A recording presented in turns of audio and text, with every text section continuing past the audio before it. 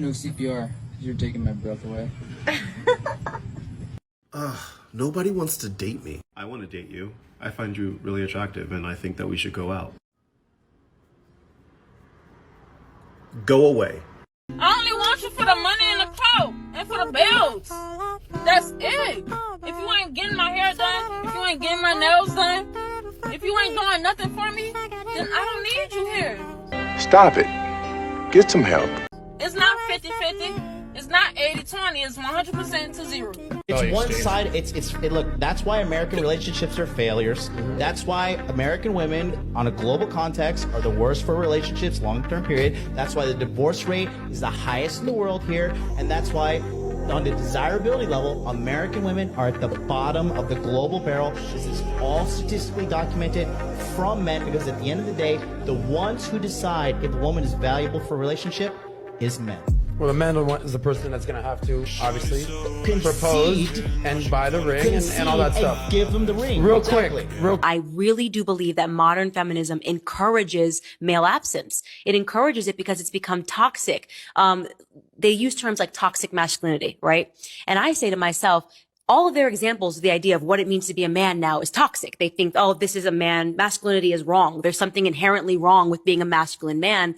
And to me, I always say that it was toxic masculinity that saved me. You know, I had a healthy fear of my grandfather. Nobody played around with my grandfather. We still don't play around with my grandfather, you know, and it's just, there's a certain level of respect when you're in his home. There are rules. And because I had that healthy fear, I was, I guess, more responsive to that sort of authority when I had to go out in real life. You know, I believed in structure. And yet this version of feminism today, we have women that are basically promoting men should act like women, right? Mm-hmm. And women should act like men. There's all this confusion. You can pick your gender, you can do what you want. And ultimately what I think it's doing is feeding into this idea of a breakdown of the family. You smart.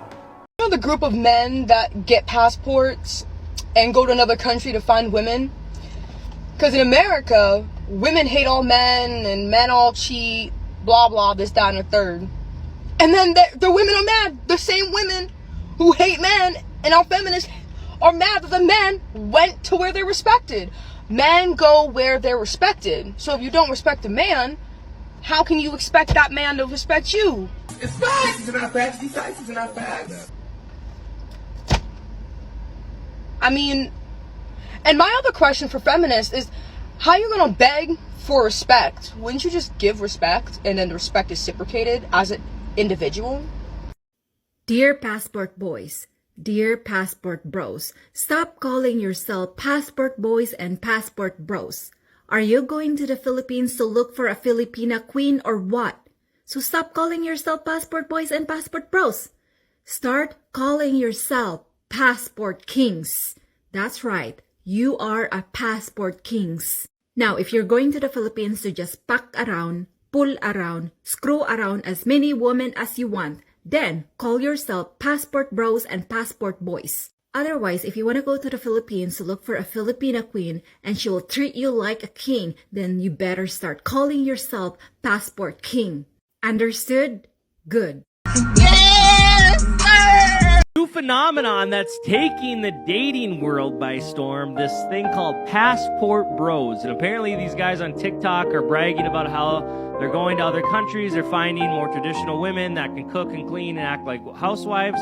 And the woke people are getting mad. The Western women are getting mad because our men are going across overseas to find more traditional women, okay? But I just find it funny that the woke people push so much for immigration, right?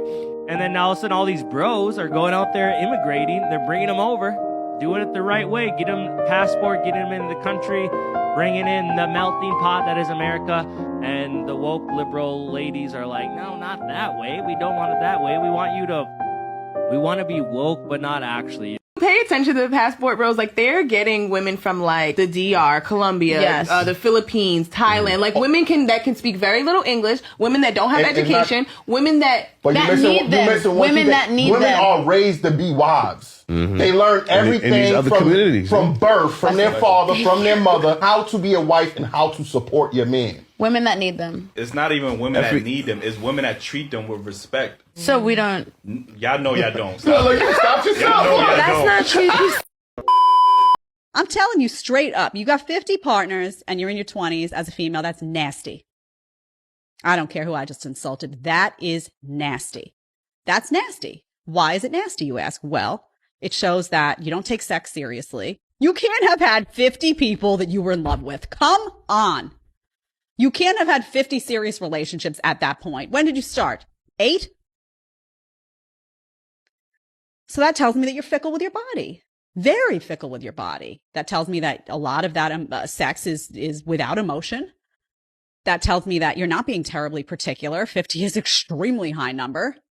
So that's not attractive. It's not sexist to say that that is less desirable than someone who has body count of 1. It's facts. It's not facts. These facts are not facts. We have some high IQ individuals here getting real worked up about glasses right now. That's why you're wearing the fake glasses, so you can pretend to be someone you're not.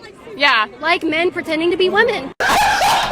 God, I use he, him pronouns, and I am Bangladeshi American. And yeah, I just rolled my eyes. I'm glad the cameras caught it because I was like, it's just a natural reaction. And there's a lot of people who said that was rude, you shouldn't have done that, or you acted triggered. It's like, no, I didn't yell at him or whatever. But the truth is, the pronoun stuff is ridiculous, and I think ridiculous things need to be ridiculed, right?